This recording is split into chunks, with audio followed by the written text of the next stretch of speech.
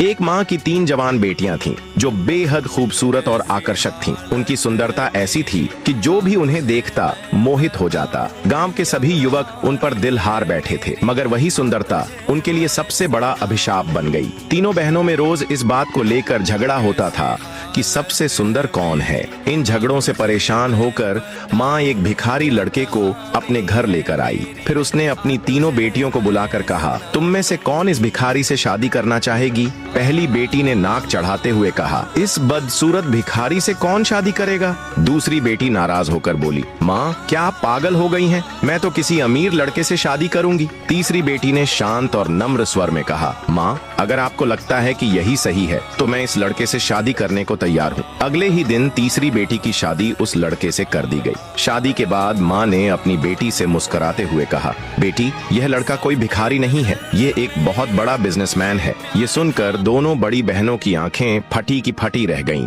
तीसरी बेटी ने हैरानी से पूछा, माँ फिर ये भिखारी बनकर क्यों आया था? माँ ने उत्तर दिया, बेटी ये सब नाटक था। इसने मुझसे कहा था कि वह अपनी पत्नी उसी को बनाएगा जिसके दिल में सच्चाई और सरलता होगी।